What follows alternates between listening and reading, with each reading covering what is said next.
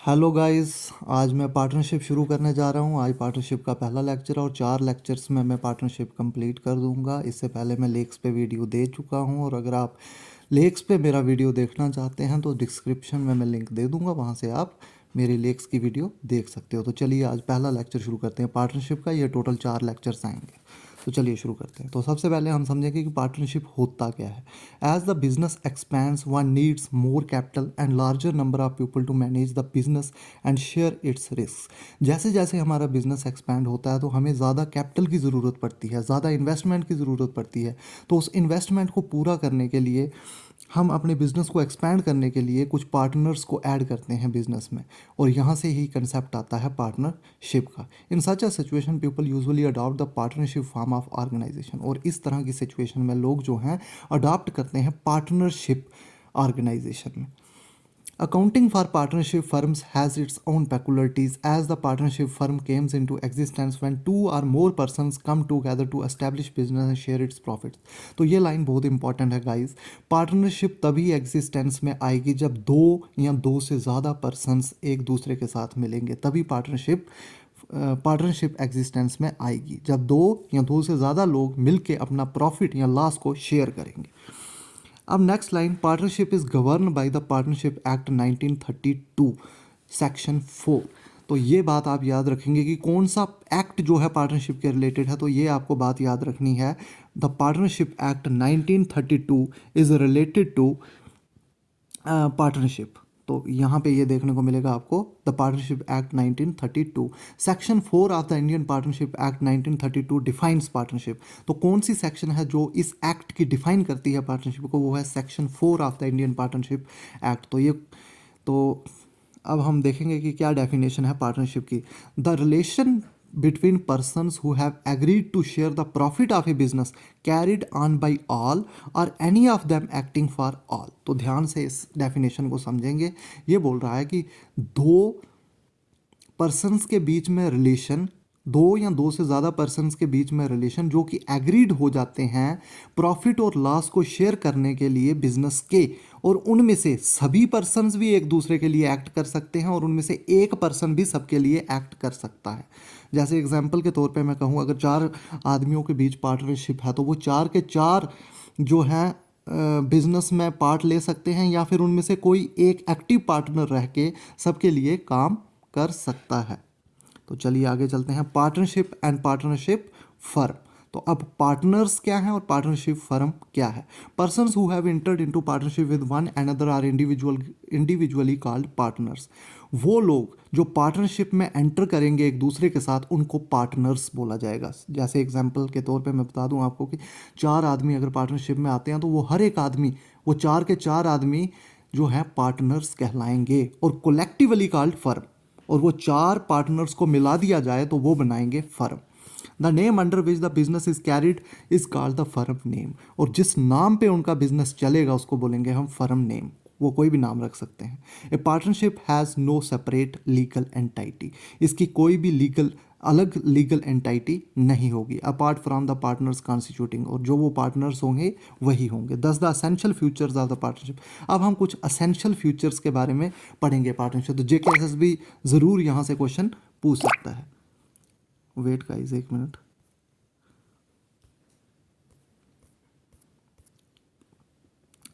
तो चलिए अब हम पढ़ेंगे फीचर्स ऑफ पार्टनरशिप। तो फर्स्ट ऑफ ऑल पहला फीचर पार्टनरशिप का ये है कि 2 आर मोर पर्सन्स, कम से कम 2 आदमी पार्टनरशिप में होने चाहिए, और ज़्यादा से ज़्यादा 50 पार्टनर्स होने चाहिए अकॉर्डिंग टू कंपनीज एक्ट 2013।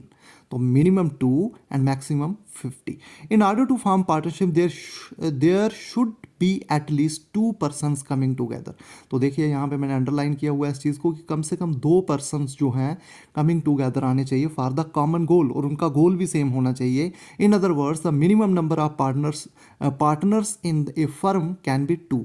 तो एक फर्म में 2 पार्टनर्स एटलीस्ट होने चाहिए। There is however a limit on their existing number. Limit on their maximum number, तो कम से कम 2 होने चाहिए और मैक्सिमम के ऊपर भी लिमिट लगाई हुई है कंपनीज एक्ट 2013 ने। उसने बोला हुआ है कि 50 पार्टनर्स मैक्सिमम हो सकते हैं, मिनिमम 2 पार्टनर्स। तो यहाँ से ये हमें पता चलता है कि एक पार्टनर जो है पार्टनरशिप नहीं कर सकता, तो उसके लिए हमें मिनिमम 2 चाहिए, maximum 50 partner. If A firm is engaged in the banking business it can have a maximum of 10 partners. तो गाइज ये पुराना हो चुका है, आपको यही ध्यान रखना है कि कंपनीज एक्ट 2013 के हिसाब से अब 50 पार्टनर्स जो हैं अलो किए गए हैं मैक्सिमम। तो यहाँ पे ये मेरे नोट्स में लिखा हुआ है कि इन द बैंकिंग में 10 पार्टनर्स और बाकी में 20 पार्टनर्स, लेकिन अब ये चेंज हो चुका है। तो ध्यान रखना ये 50 पार्टनर्स है अब, the maximum number of partners will be 50। Next agreement, next feature is agreement. तो एग्रीमेंट ओरल भी हो सकता है, रिटन भी हो सकता है। Partnership is the result of an agreement between 2 और मोर पर्सन्स। तो पार्टनरशिप जो है ये एक एग्रीमेंट होता है 2 या 2 से ज़्यादा पर्सन्स के बीच में बिजनेस करने के लिए, and share its profit and loss, और प्रॉफिट और लॉस को शेयर करने के लिए। तो ये एक तरह का एग्रीमेंट है कि जो भी हम कमाएंगे, जो भी प्रॉफिट हमारा होगा, जो भी लॉस हमारा होगा, उसको शेयर किया जाएगा। वो एक एग्रीमेंट होता है, वो ओरल भी हो सकता है, रिटन भी हो सकता है। The agreement become the basis of relationship, और वही एग्रीमेंट जो होगा वो एक आधार होगा रिलेशनशिप का बिटवीन द पार्टनर्स। पार्टनर्स के बीच में रिलेशन जो है उसी के बेस पे होगा, जो वो एग्रीमेंट वो करेंगे कि हमने इतना प्रॉफिट शेयर करना है, इतना लॉस शेयर करना है। It is not necessary that such agreement is in written form. तो ये ज़रूरी नहीं है कि वो रिटन फॉर्म में ही हो, वो ओरल फॉर्म में भी हो सकता है, लेकिन अगर रिटन फॉर्म में होगा तो वो ज़्यादा वैलिड रहेगा, उससे डिस्प्यूट्स नहीं होंगे। Next feature is business. The agreement should be to carry on some business. Mere co-ownership of a property does not amount to partnership. तो ये गाइस ध्यान रखना कि अगर हम कोई एक प्लॉट लेते हैं लैंड का और 2 जने मिलके उसको अगर हम ले रहे हैं, तो इसका ये मतलब नहीं है कि वो पार्टनरशिप होगी। पार्टनरशिप वही पार्टनरशिप कहलाई जाएगी जहाँ पे प्रॉफिट होगा, जहाँ पे लॉस होगा और उसको शेयर किया जाएगा, तब हम पार्टनरशिप कहेंगे। तो जैसे मैंने एग्जांपल लिखी हुई है, if X and Y jointly purchase a plot of land they become the joint owners of the property and not the partners, क्योंकि वो प्रॉफिट और लॉस को शेयर नहीं कर रहे हैं वहाँ पे। लेकिन अगर उसी लैंड का वो सेल और परचेज करेंगे तो यहाँ से बताया जा सकता है कि वो पार्टनर्स हैं। गाइस नेक्स्ट फीचर है म्यूचुअल एजेंसी, और सबसे इम्पॉर्टेंट फीचर यही है। The business of a partnership concern may be carried on by all the partners और any of them acting for all. तो अगर 4 पार्टनर्स जो हैं बिजनेस में हैं, तो 4 के 4 पार्टनर्स जो हैं वो सभी उस बिजनेस को चला सकते हैं, या फिर उनमें से एक कोई, बाकी जो है डॉर्मेंट रहेंगे और एक एक्टिव पार्टनर जो है सबके लिए एक्ट करेगा, ऐसा भी हो सकता है। तो this statement has 2 important implications. तो इस स्टेटमेंट से हमें 2 इम्प्लीकेशंस, 2 मैसेज हमें मिल रहे हैं। First, every partner is entitled to participate in the conduct of the affair of its business, कि हर एक पार्टनर जो है वो हकदार है कि वो पार्टिसिपेट कर सकता है बिजनेस के कंडक्ट में, बिजनेस के अफेयर्स में। और second, that there exist a relationship of mutual agency between all the partners, और बराबर का अधिकार मिलेगा इस पार्टनरशिप में हर एक पार्टनर को, या फिर each partner carrying on the business is the principal as well as agent for all the other partners. तो जो कोई एक पार्टनर जो है वो प्रिंसिपल की तरह भी काम कर सकता है और एजेंट की तरह भी काम कर सकता है सभी पार्टनर्स के लिए। तो सपोज एग्जांपल देके मैं समझाऊं तो 4 पार्टनर अगर हैं हमारे बिजनेस में, वो 4 पार्टनर में से एक पार्टनर जो है एजेंट की तरह भी काम कर सकता है, और वो एक्टिव पार्टनर बन के एक प्रिंसिपल की तरह भी काम कर सकता है सबके लिए। He can bind other partners by his act and also is bound by the act of other partners, और वो लाइबल हो सकता है बाकियों के एक्ट की वजह से भी, और अपने एक्ट के द्वारा वो बाकियों को भी लाइबल बना सकता है। आई होप आपको समझ आ रहा होगा जो मैं बोलना चाह रहा हूँ यहाँ पे। Relationship of mutual agency is so important that one can say that there would be no partnership if the element of mutual agency is absent. तो यहाँ से ये जाहिर बात है कि अगर म्यूचुअल एजेंसी एब्सेंट होगी तो यहाँ पे पार्टनरशिप भी नहीं हो पाएगी। तो so this is the most important future of partnership. Next is sharing of profit. Another important element of partnership is that the agreement between partners must be to share profit and losses of a business. तो next यहाँ pay feature ये है कि जो partnership में है उसमें जो एग्रीमेंट होगा पार्टनर के बीच में, वो प्रॉफिट और लॉस को शेयर करना ज़रूरी है। अगर जहाँ पे प्रॉफिट और लॉस शेयर नहीं हो रहे हैं वो पार्टनरशिप भी नहीं कहलाई जाएगी। Though the definition contain in the partnership act describe partnership as relation between people who agree to share the profit of the business,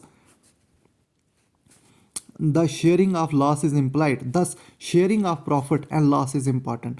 तो ये एक important point बन जाता है कि sharing of profit and loss is very very very important. जहाँ पे sharing of profit and loss नहीं हो रहा है वो पार्टनरशिप भी नहीं कहलाई जाएगी।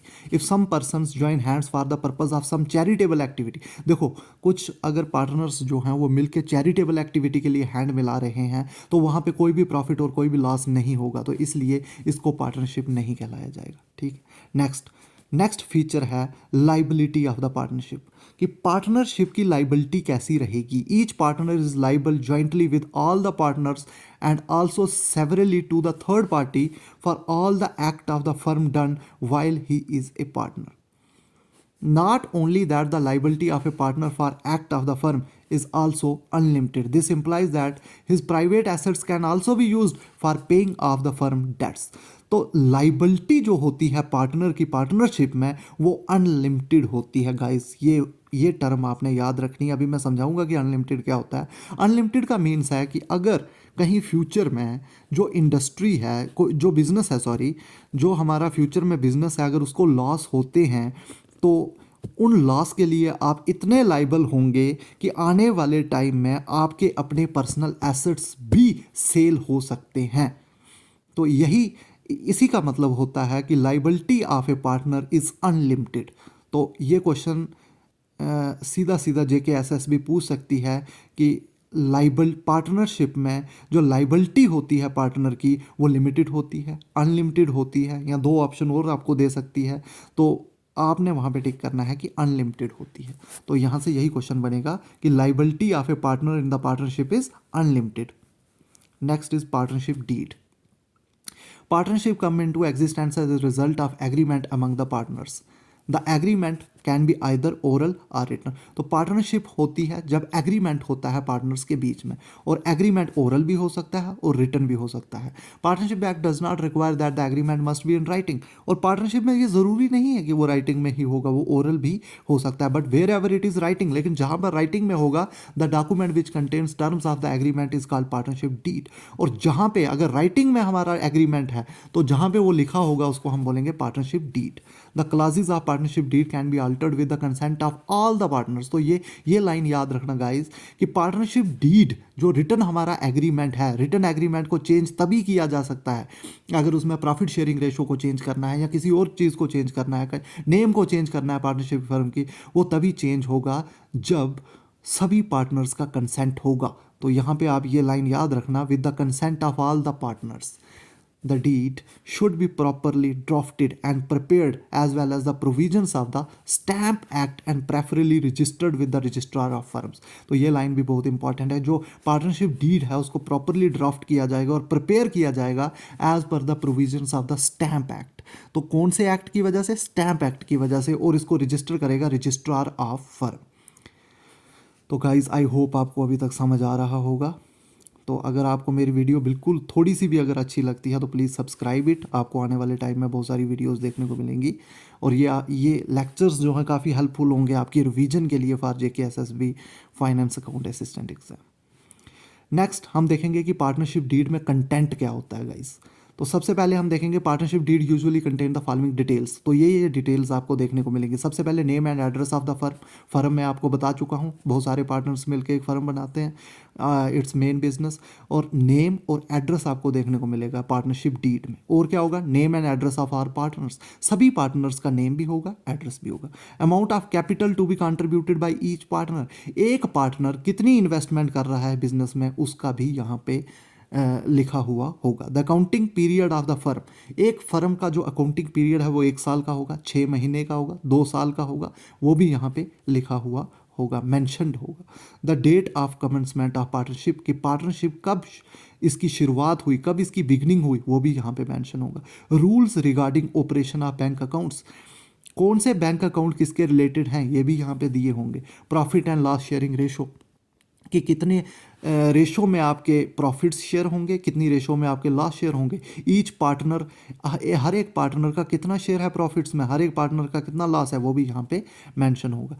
Rate of interest on capital, loan, drawing, जो कैपिटल पे है वो कितना आपको रेट ऑफ इंटरेस्ट जो है मिलेगा, लोन पे आपको कितना रेट ऑफ इंटरेस्ट मिलेगा, कोई पार्टनर ने अगर पार्टनरशिप फर्म को लोन दिया हुआ तो उसको कितना इंटरेस्ट मिलेगा, ड्राइंग्स, अगर आपने ड्राइंग्स, किसी पार्टनर ने ड्राइंग्स की हुई है तो उस ड्राइंग्स पे उसको कितना इंटरेस्ट जो है देना पड़ेगा फर्म को, वो भी यहाँ पे मेंशन होगा। मोड ऑफ ऑडिटर्स अपॉइंटमेंट, जो ऑडिटर अपॉइंट किए जाएंगे ऑडिटिंग करने के लिए आपके अकाउंट्स की, वो किस किस मोड के ज़रिए, किस तरीके के ज़रिए उनको किया जाएगा, वो भी यहाँ पे मेंशन होगा। Salaries, commission if payable to any partner, अगर किसी पार्टनर को सैलरी देनी है, किसी पार्टनर को कमीशन देना, तो वो भी यहाँ पे मेंशन होगा। The rights, duties and liabilities of each partner, हर एक पार्टनर के राइट्स, हर एक पार्टनर्स की ड्यूटीज़, हर एक पार्टनर्स की लाइबिलिटीज़ वो यहाँ पे मेंशनड होगी। Treatment of loss arising due to insolvency of one और मोर पार्टनर, अगर एक या एक से ज़्यादा पार्टनर्स का दिवालिया निकल जाता है, वो बैंकरप्ट हो जाता है, तो उस केस में क्या ट्रीटमेंट होगा, वो भी यहाँ पे मेंशन होगा। Settlement of accounts on dissolution of the firm, कि अकाउंट्स की सेटलमेंट कैसे की जाएगी अगर डिसोल्यूशन होती है फर्म की, फर्म अगर क्लोजिंग पे आ जाती है तो उस टाइम पे किस तरह से अकाउंट को सेटल किया जाएगा, उसका भी यहाँ पे प्रोसीजर मेंशन होगा। Method of settlement of disputes among the partners, partners के बीच में जो मेथड है सेटलमेंट ऑफ डिस्प्यूट, कोई डिस्प्यूट हो जाता है उसको कैसे सेटल करना है, उसका भी यहाँ पे मेंशन किया होगा। Rules to be followed in case of admission, retirement, death of a partner, क्या रूल्स, क्या प्रोसीजर फॉलो किए जाएंगे अगर कोई नया पार्टनर एडमिशन कर लेता है, अगर किसी हम नए पार्टनर को अपनी पार्टनरशिप फर्म में एंटर कर रहे हैं, किसी पार्टनर की रिटायरमेंट हो जाती है, किसी पार्टनर की डेथ हो जाती है, तो उसकी वजह से हम कौन से प्रोसीजर फॉलो करेंगे, वो भी यहाँ पे मेंशन किए जाते हैं। Any other matter relating to the conduct of the business, normally the partnership deed cover all matters affecting relationship of partners among themselves. However, if there is no express agreement on certain matters, the provision of the Indian Partnership Act 1932 shall apply. तो यहाँ पे ये कहा जा रहा है कि अगर ये सब चीज़ें मेंशन नहीं हो, अगर पार्टनरशिप डीड नहीं बनाई जाए, तो तब क्या प्रोविजंस फॉलो किए जाएंगे। अगर पार्टनरशिप डीड है तो उसमें सब कुछ मेंशन होगा, लेकिन अगर पार्टनरशिप डीड नहीं है तो फिर क्या किया जाएगा, तो फिर किया जाता है पार्टनरशिप एक्ट 1932, तब लागू होता है पार्टनरशिप एक्ट 1932 के प्रोविजंस। और क्या क्या प्रोविजंस है, अगर कोई डिस्प्यूट हो जाता है आपकी पार्टनरशिप में, अगर आपकी पार्टनरशिप में कोई डिस्प्यूट आता है और आपकी जो डीड है, पार्टनरशिप डीड जो नहीं बनाई गई है, उस वक्त कौन कौन से प्रोविजंस लागू होंगे, इस पर से गाइस आने के चांसेस बहुत ज़्यादा हैं क्वेश्चन जेके एसएसबी में। तो सबसे पहले उन प्रोविजंस के बारे में पढ़ेंगे हम। पहला प्रोविजन है प्रॉफिट शेयरिंग रेशो। तो अगर हमारी partnership deed silent, if the partnership deed is silent about the profit sharing ratio, कि उसमें नहीं बताया गया है कि कौन सा पार्टनर कितना प्रॉफिट शेयर करेगा या कितना लॉस शेयर करेगा, और अगर डीड में वो चीज़ साइलेंट है तो सभी पार्टनर्स इक्वली प्रॉफिट को शेयर करेंगे। कोई मैटर नहीं करता कि पहले वो किस तरह से शेयर करते थे प्रॉफिट, लेकिन अगर डीड साइलेंट है तो वहाँ पे सब पार्टनर्स इक्वली प्रॉफिट शेयर करेंगे और इक्वली लॉस को भी बेयर करेंगे। तो ये कहता है पार्टनरशिप एक्ट 1932 के प्रोविजंस। नेक्स्ट जो है इंटरेस्ट ऑन कैपिटल, जो चीज़ आपने इन्वेस्ट की हुई है, जितना आपने कैपिटल इन्वेस्ट किया हुआ है, अगर पार्टनरशिप डीड में मेंशन कुछ भी नहीं है तो उस केस में आपको कोई भी इंटरेस्ट नहीं मिलेगा कैपिटल पे। This is the provision of partnership act 1932। No partner is entitled to claim any interest on the amount of capital contributed by him in the firm as a matter of right. Guys ये बात बहुत अच्छे तरीके से याद रखना, यहाँ से क्वेश्चन आने के काफ़ी चांसेस। इंटरेस्ट ऑन ड्राइंग्स, अगर किसी पार्टनर ने ड्राइंग की हुई है और अगर पार्टनरशिप डीड साइलेंट है तो उस पर कोई इंटरेस्ट चार्ज नहीं किया जाएगा। This is the provision of partnership act 1932। No interest is to be charge on the drawing made by the partners if there is no mention in the deed. Next है interest on loan, अगर किसी partner ने loan दिया हुआ है बाकी partnership firm को, और अगर डीड साइलेंट है तो पार्टनर उस पार्टनर को जिसने लोन दिया हुआ है उसको 6% पर एनम पे इंटरेस्ट दिया जाएगा। गाइज ये बहुत इंपॉर्टेंट लाइन है, यहाँ से क्वेश्चन आने के फुल चांसेस है। अगर मैंने पेपर डालना हो तो मैं यहाँ से ये लाइन पक्का डालूँ कि कितने परसेंट जो है लोन इंटरेस्ट मिलेगा उसको लोन पे, जो पार्टनर जो है उसने अगर लोन दिया हुआ है और डीड साइलेंट है तो 6% पर एनम पे उसको इंटरेस्ट मिलेगा। Next guys, remuneration for firms work. No partner is entitled to get salary or other remuneration for taking part in the conduct of the business of the firm unless there is a provision for the same in the partnership deed। अगर partnership deed silent है तो partnership को किसी तरह की salary, किसी तरह का रेम्यूनरेशन नहीं मिलेगा अगर उसने बिजनेस में कोई काम किया हुआ है। और लेकिन अगर पार्टनरशिप डीड में ये चीज़ मैंशनड है तो फिर उसको मिलेगा, लेकिन अगर पार्टनरशिप डीड साइलेंट है तो कोई किसी तरह की कोई भी सैलरी उसको नहीं मिलेगी। गाइज ये जो मैंने अंडरलाइन की हुई हैं चीज़ें, जो मैंने बोल्ड पेन से लिखी हुई हैं, इनको ध्यान से आप पढ़ेंगे। Apart from the above the Indian partnership act specifies that subject to contract between the partners. इसके अलावा guys, if a partner derives any profit from him herself from any transaction of the firm or from the use of the property or business connection of the firm or the firm name, he shall account for the profit and pay it to the firm। अगर कोई partner किसी तरह का profit या किसी तरह की transaction से कोई बेनिफिट लेता है तो उसे वो बेनिफिट जो है फर्म को पे करना पड़ेगा। ये लिखा हुआ है पार्टनरशिप एक्ट 1932 के प्रोविजंस में। गाइज नेक्स्ट पॉइंट है, if a partner carries on any business of the same nature as and competing with that of the firm, she shall account for and pay to the firm all profit made by him in the business।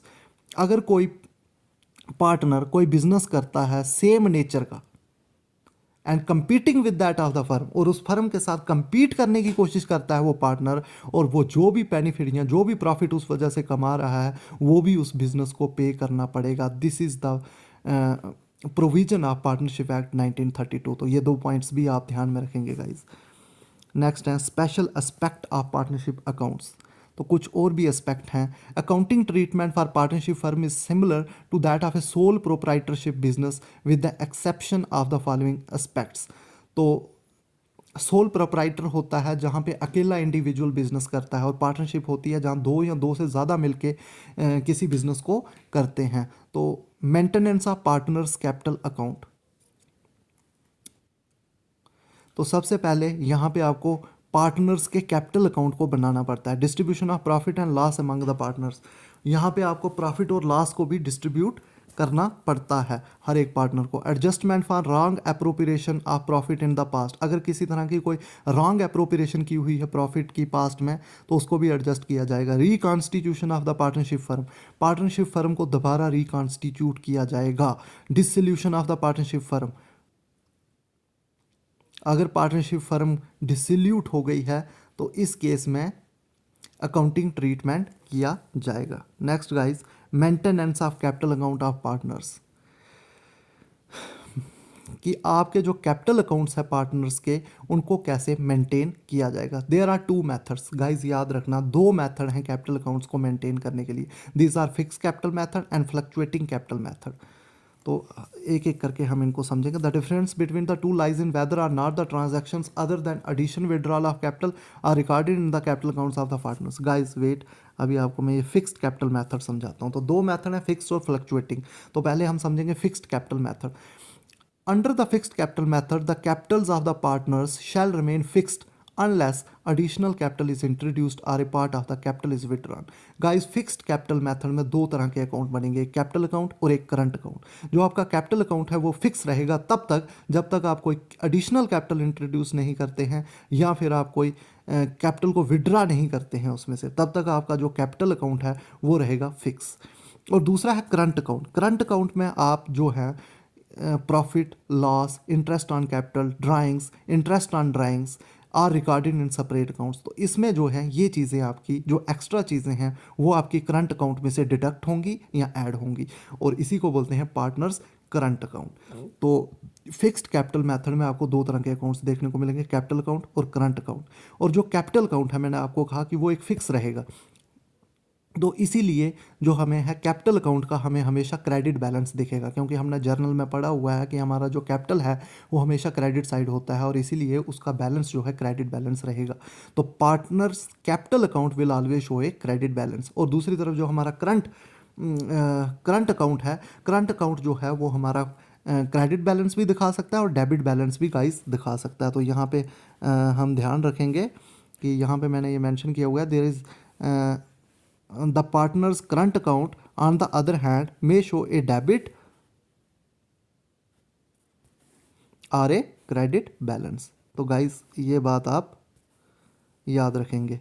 तो हमने जो है fixed capital method में दो तरह के account पढ़े, एक हमने कैपिटल अकाउंट पढ़ा, एक हमने करंट अकाउंट पढ़ा। कैपिटल अकाउंट को मैंने कहा कि वो हमेशा फिक्स रहेगा जब तक नहीं हम उसमें कोई एडिशनल कैपिटल जो है इंट्रोड्यूस करें, तो इसलिए उसका हमेशा कैपिटल का क्रेडिट अकाउंट रहेगा, क्रेडिट बैलेंस रहेगा। और जो हमारा करंट अकाउंट है उसका क्रेडिट बैलेंस भी हो सकता है और डेबिट बैलेंस भी हो सकता है। तो ये गाइस पार्टनर्स कैपिटल अकाउंट का परफॉर्मा है, ये आप देख सकते हो।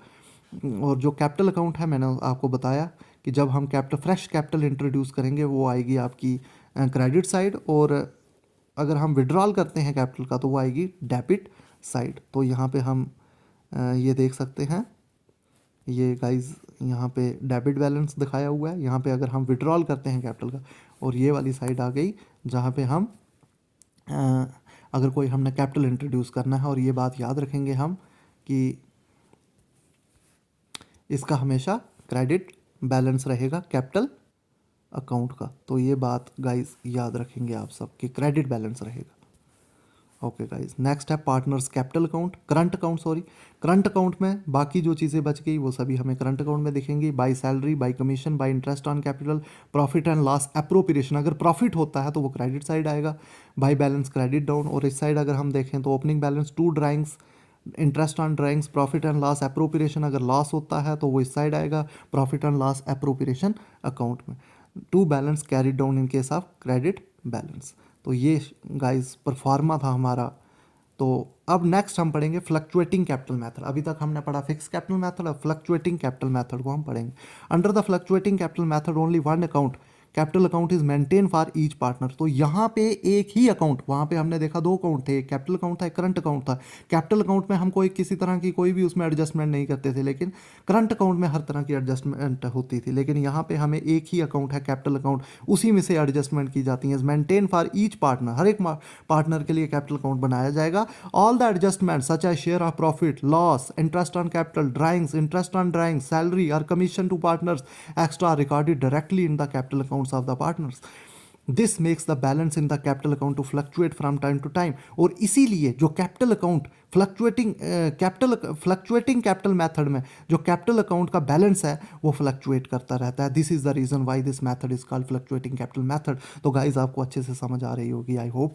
तो पार्टनर्स कैपिटल अकाउंट अगर हम यहाँ पे देखेंगे तो यहाँ पे ध्यान से देख सकते हो आप। तो यहाँ पे हम ध्यान से यहाँ पे समझेंगे, to balance, to drawings, to interest on drawings, profit and loss appropriation account भी यहाँ पे देखने को मिलेगा, for share of loss, to balance credit down, और यहाँ पे by salary, by commission, by interest on capital, by profit and loss appropriation, by balance carried down, by balance carried down. तो यहाँ पे हमें ये परफॉर्मा दिखेगा partners capital account in case of fluctuating method. तो फ्लक्चुएटिंग मेथड में capital account भी आपको इसी में देखने को मिलेगा और यहाँ पे ही आपको पूरी फ्लक्चुएशंस देखने को मिलेंगी। तो गाइस हमने दो तरह के मेथड पढ़ ली हैं, एक फिक्स्ड मेथड और एक fluctuating capital method. Fixed capital method में हमने दो तरह के अकाउंट देखे, कैपिटल अकाउंट और दूसरा हमने करंट अकाउंट देखा। कैपिटल अकाउंट में हमने देखा कि हमेशा क्रेडिट बैलेंस रहेगा और दूसरी तरफ हमने करंट अकाउंट की बात की, वहाँ पे क्रेडिट बैलेंस भी हो सकता है और डेबिट बैलेंस भी हो सकता है। उसके बाद हमने नेक्स्ट मेथड हमारा देखा कि फ्लक्चुएटिंग कैपिटल मेथड। उसमें जो है फ्लक्चुएटिंग कैपिटल मेथड में कैपिटल भी वहाँ ही होगा और बाकी एडजस्टमेंट भी उसी में से की जाएंगी। तो गाइस नेक्स्ट हम देखेंगे distribution of profit among partners. The profit and losses of the firm are distributed among the partners in an agreed ratio. तो जो प्रॉफिट और लॉसेस हैं पार्टनर्स के बीच में वो एक एग्रीड रेशो में होंगे, जो भी एग्री किया जाएगा, जो भी पार्टनरशिप डीड में मेंशन होगा उसी के हिसाब से प्रॉफिट और लॉस जो हैं डिस्ट्रीब्यूट किए जाएंगे। However if the partnership deed is silent, लेकिन अगर पार्टनरशिप डीड साइलेंट है तो मैंने आपको बताया था अकॉर्डिंग टू पार्टनरशिप एक्ट 1932 के प्रोविजंस के हिसाब से the firms profit and losses are to be shared equally by all the partners, और जो प्रॉफिट और लॉसेस हैं वो इक्वली होंगे अगर पार्टनरशिप डीड आपकी साइलेंट है। Profit and loss appropriation account में थोड़ा बहुत पढ़ लेते हैं गाइस। ये जो profit and loss appropriation account है ये पार्टनर्स को उनका प्रॉफिट या लॉस डिस्ट्रीब्यूट करने में काम आता है।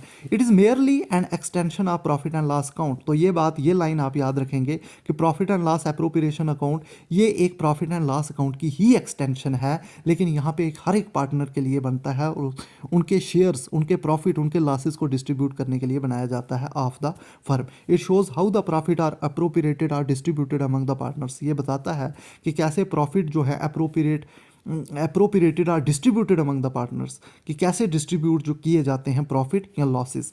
All adjustments in respect of partner's salary, partner's commission, interest on capital, interest on drawings are made through the account. It starts with the net profit, net loss as well as profit loss is transferred to this account. तो ये शुरुआत इस profit and loss appropriation account की net profit या net loss से होती है। As per the profit and loss account is transfer to this account. जो भी प्रॉफिट और लॉस होगा वो इस अकाउंट में ट्रांसफ़र किया जाता है। गाइज ये परफार्मा है profit and loss appropriation account का।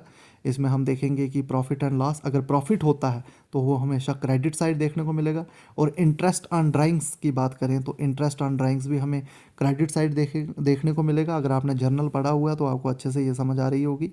डेबिट साइड में हमें लॉस देखने को मिलेगा, इंटरेस्ट ऑन कैपिटल देखने को मिलेगा, सैलरी टू पार्टनर देखने को मिलेगा। तो this is the परफार्मा of profit and loss appropriation account. I hope guys यहाँ तक आपको अच्छे से समझ आ रही है। Next, calculation of interest on capital. No interest is allowed on partners capital unless it is expressly agreed among the partners. तो गाइज ये मैं आपको पढ़ा चुका हूँ कि अगर पार्टनरशिप डीड साइलेंट है तो किसी तरह का कोई भी इंटरेस्ट कैपिटल पे नहीं मिलेगा। और ये चीज़ भी मैंने आपको पढ़ा दी है कि इंटरेस्ट ऑन ड्राइंग्स पे भी किसी तरह का इंटरेस्ट नहीं लिया जाएगा। बिजनेस आपसे किसी तरह का इंटरेस्ट नहीं ले सकता है अगर पार्टनरशिप डीड में मेंशन नहीं है। तो गाइज ये एक MCQ मैंने आपके लिए लाया हुआ है। Which of the following is an extension of profit and loss account. क्या कैपिटल अकाउंट होता है, क्या करंट अकाउंट होता है, क्या प्रॉफिट एंड लॉस एप्रोप्रिएशन होता है, या नन ऑफ द अबव। तो आपने ये मैं ऊपर पढ़ा चुका हूँ आपको कि प्रॉफिट एंड लॉस अकाउंट की एक्सटेंशन जो है प्रॉफिट एंड लॉस एप्रोप्रिएशन होती है। तो ये नीचे मैंने एक्सप्लेनेशन भी दी हुई है, ये आप पढ़ सकते हो यहाँ से। गाइज नेक्स्ट MCQ है कि if the drawings are made by the partners and nothing is specified about the date of withdrawal then interest on drawing is to be calculated on the basis of। तो guys ये चीज़ मैंने आपको पढ़ाई नहीं है, लेकिन आप इस बात को याद रखेंगे कि अगर ड्राइंग्स की जाती है पार्टनर्स की तरफ से और कुछ भी मेंशन नहीं है कि किस डेट को वो ड्राइंग्स की हुई है, जो इंटरेस्ट है ड्राइंग्स पे वो कैलकुलेट किया जाएगा 6 मंथ के बेसिस पे। तो ये बात आप याद रखना गाइज, और आप इसकी एक्सप्लेनेशन भी यहाँ पे पढ़ सकते हो। नेक्स्ट है salary or commission paid to the partner is. तो जो सैलरी है या कमीशन है जो पार्टनर को दी जाती है वो किस पे चार्ज की जाती है, वो क्या होता है, तो वो होता है एप्रोप्रिएशन ऑफ प्रॉफिट। तो appropriation of profit means when there is a profit only then salary or commission is paid. तो गाइज ये बात आप याद रखेंगे कि सैलरी आर कमीशन तभी दी जाएगी जब प्रॉफिट होगा।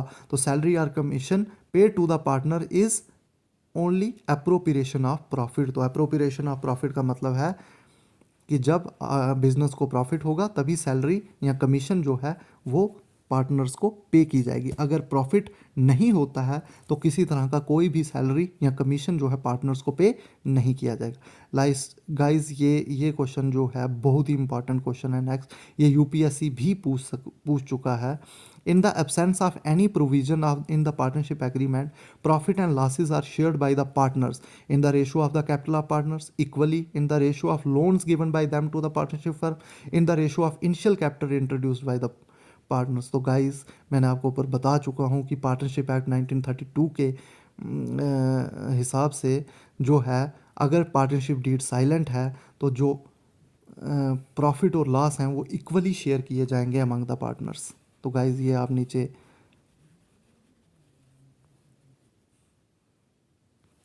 आप एक्सप्लेनेशन भी पढ़ सकते हो। तो गाइस इसी के साथ आपका ये पार्ट 1 कंप्लीट होता है। कल मैं आपके लिए नेक्स्ट पार्ट ले आऊँगा और 4 पार्ट्स में मैं आपका ये पूरा पार्टनरशिप जो है ये ख़त्म कर दूँगा। और गाइस अगर आपको वीडियो अच्छी लग रही है तो please subscribe my channel and share my channel. Thank you so much.